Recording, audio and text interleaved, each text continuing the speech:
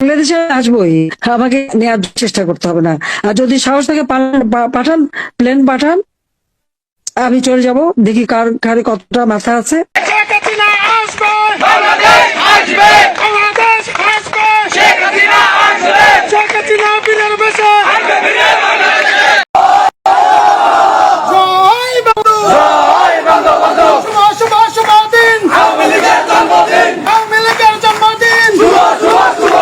যে কোনো সময় আওয়ামী লীগ ফিরে আসবে। আওয়ামী লীগ এলে বাংলাদেশে এই বিএনপি, এই জামায়াত ইসলামী, এনসিপি, বৈষম্য বিরোধী আন্দোলন কেউ থাকতে পারবে না। এই ভয় যত প্রগাঢ় হবে তত ওয়াকারুজ্জামানের পক্ষে তার একটা সেনা শাসন বা একটা সামরিক বাহিনী নিয়ন্ত্রিত সরকার গঠনের পথ পরিষ্কার হবে। আওয়ামী লীগ অবশেষে ফিরে এলো এবং আওয়ামী লীগ ফিরে আসার খাতিরেই কি সেনাবাহিনী ক্ষমতা নিয়ে নিচ্ছে, এমনটাই সোশ্যাল মিডিয়াতে ব্যাপক পরিমাণে ঘোরাফেরা করছে। এবং আওয়ামী লীগের জন্য বড় 2 থেকে 3টা সুখবর দিচ্ছেন এবার আওয়ামী লীগের সভানেত্রী শেখ হাসিনা। তিনি এই সুখবর দিয়েছেন। আজকে 23শে জুন আওয়ামী লীগের একটা মহড়া চলছে এবং সারা বাংলাদেশে আওয়ামী লীগের জন্মবার্ষিকী প্রতিষ্ঠা তারা উদযাপন করছে। আমরা ইতিমধ্যেই দেখেছি ঢাকায় কিন্তু বেশ কয়েক জায়গায় সংঘর্ষ হয়েছে এবং জামাতিরা তার আওয়ামী লীগের কর্মী ভেবে সাংবাদিককে বেধড়ক মারধর করেছে। এইটা কীরকম আসলে নির্মম পরিহাস, কীরকম দৃশ্য দেখলো বাংলাদেশ, দর্শক মব কারা করছে এটা কিন্তু আবারও দেখতে পারলো পুরো জাতি। প্রিয় দর্শক শ্রোতা মণ্ডলী, শেখ হাসিনা কী সংবাদ দিলেন এবং আওয়ামী লীগ ফিরে আসাতে সেনাবাহিনী কি ক্ষমতা নিচ্ছে কিনা বিস্তারিত আমরা জানবো আজকের এই প্রতিবেদন থেকে। তাই আশা করছি যারা ভিডিওতে ক্লিক করেছেন সম্পূর্ণ ভিডিওটি দেখবেন এবং আমাদের সাথে থাকবেন।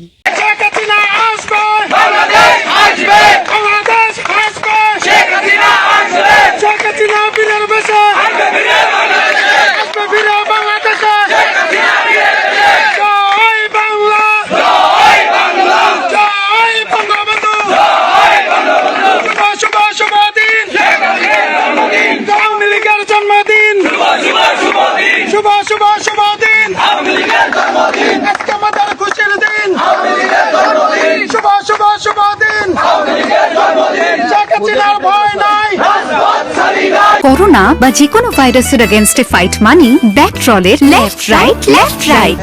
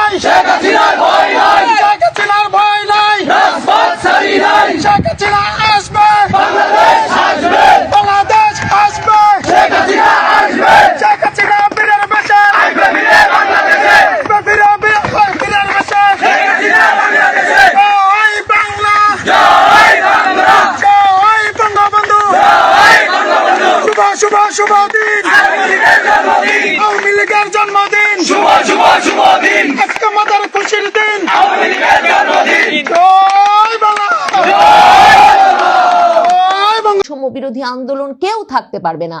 এই ভয় যত প্রগাঢ় হবে তত ওয়াকারুজ্জামানের পক্ষে তার একটা সেনা শাসন বা একটা সামরিক বাহিনী নিয়ন্ত্রিত সরকার গঠনের পথ পরিষ্কার হবে।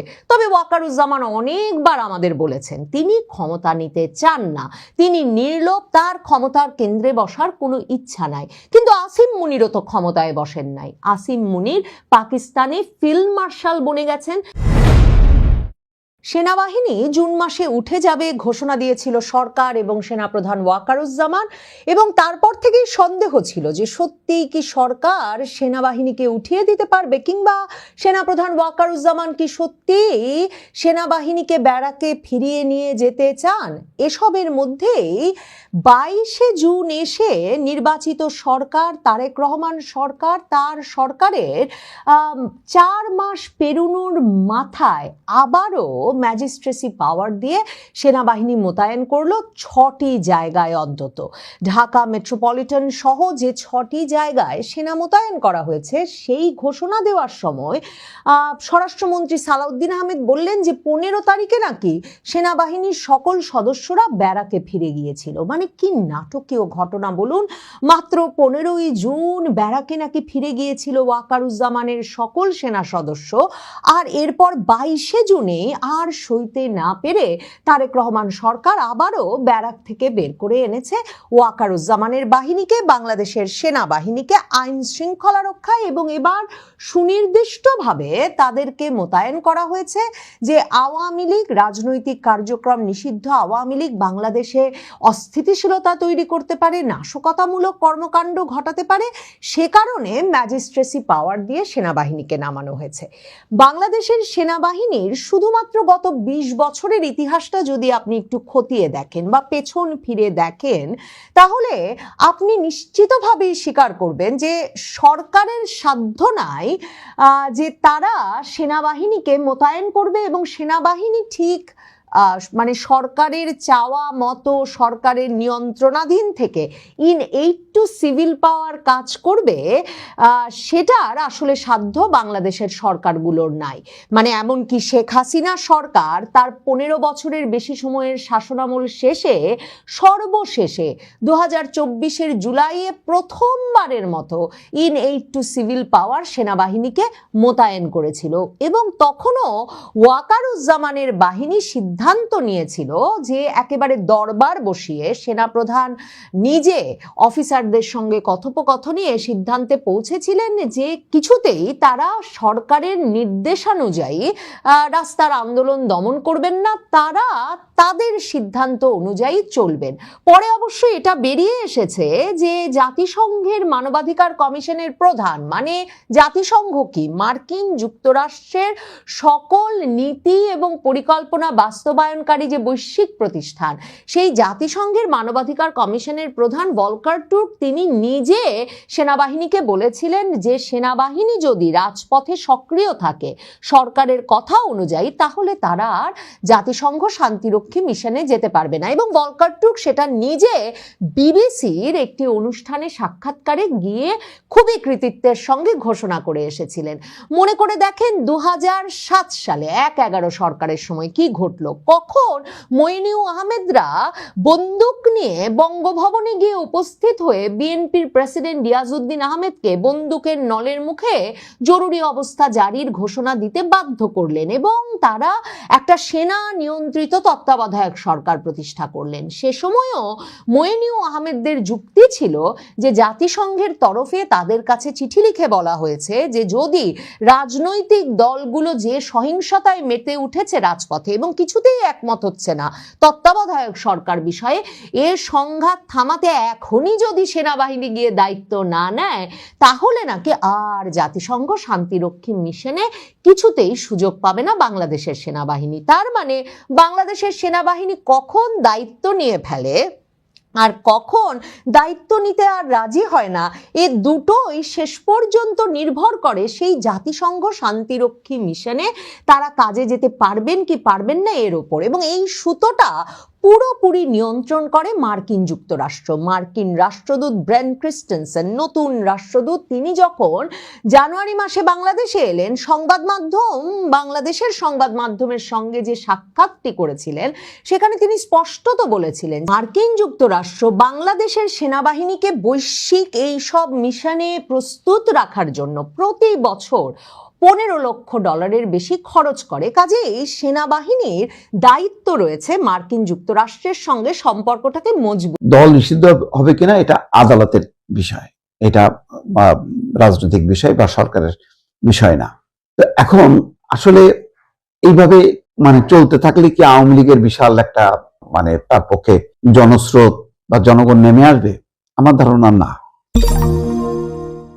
আজকে আওয়ামী লীগের প্রতিষ্ঠা বার্ষিকীকে ঘিরে সরকারের যত আয়োজন, আওয়ামী লীগের হয়তো তেমন কোনো পরিকল্পনা, প্রস্তুতি বা আয়োজন তেমনটা না।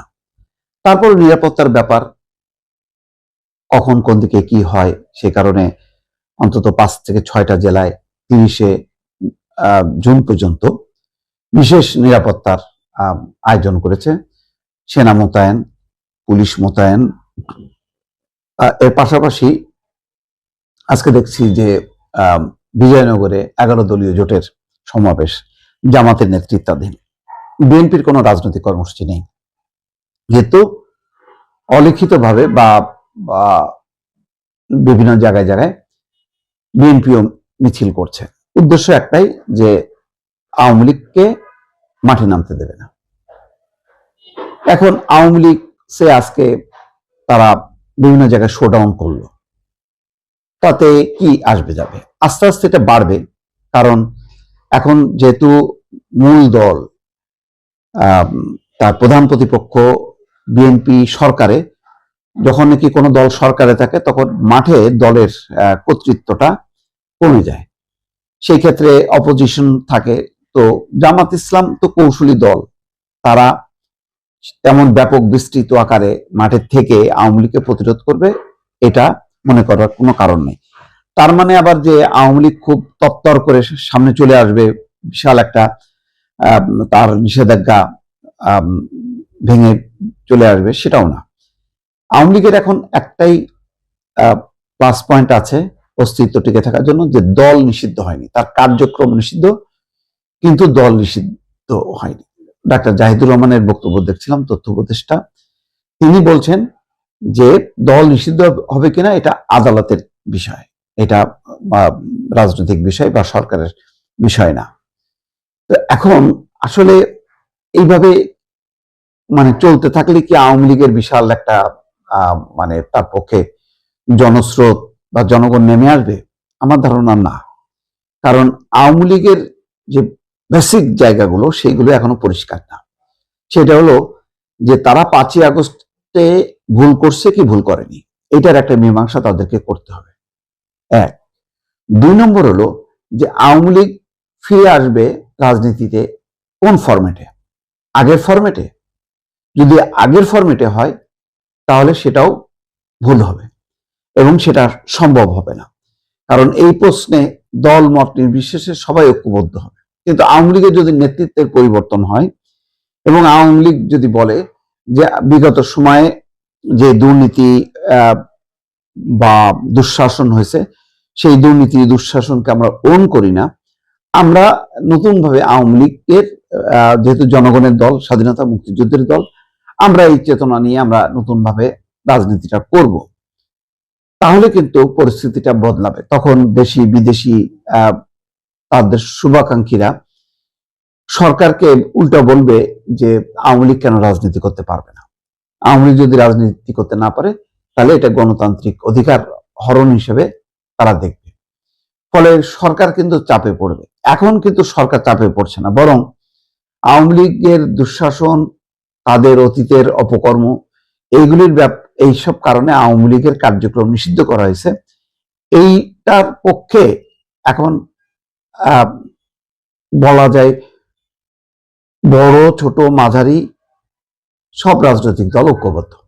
হয়তো মিনমিন করে জাতীয় পার্টি কিছু কথা বলার চেষ্টা করে, কিন্তু সেগুলি ধোপে টেকে না, কারণ জাতীয় পার্টির অস্তিত্ব এখন খুব একটা অনুভূত হয় না কোনো পর্যায়ে, এবং তাদের সেই বাস্তবতা বা তাদের সেই জনপ্রিয়তা কোনোটাই নেই, ফলে তাদের কথারও কোনো গুরুত্ব নেই। আওয়ামী লীগকে এখন বাঁচতে হলে বা ভবিষ্যতে তার ফিরে আসতে হলে আওয়ামী লীগের অতীতে ফিরে যেতে হবে। অতীতে কিন্তু তারা যেমন জোহরা তাজউদ্দিনকে সামনে রেখে আওয়ামী লীগ যেভাবে সংগঠিত করছিল, সেই একই পথে যেতে হবে। অর্থাৎ এখন বিরোধী দল জনগণের নিশানায় শেখ হাসিনা, শেখ বা তার পরিবার থাকতে পারবে না। তার পরিবারের বাইরে যদি কৌশলগত অবস্থান থেকে তারা অন্য একটা নেতৃত্বকে সামনে নিয়ে আসতে পারে, এইটা হবে আওয়ামী লীগের জন্য ফিরে আসার একটা সম্ভাবনা। তারা একটা পার্টিতে পা রাখতে পারবে, তারপরে চলতে পারবে। আশা করছি পুরো ভিডিও জুড়ে আমাদের সাথে ছিলেন, এবং আজকের এই প্রতিবেদন সম্পর্কে কোনো মতামত থাকলে লিখবেন। আওয়ামী লীগ আসবে আবারও, বাংলাদেশে শেখ হাসিনা তিনি ক্ষমতা নিবে এবং আওয়ামী লীগের শাসনামল চলবে, এমনটাই কিন্তু বিশ্বাস করে আওয়ামী লীগের নেতাকর্মীরা।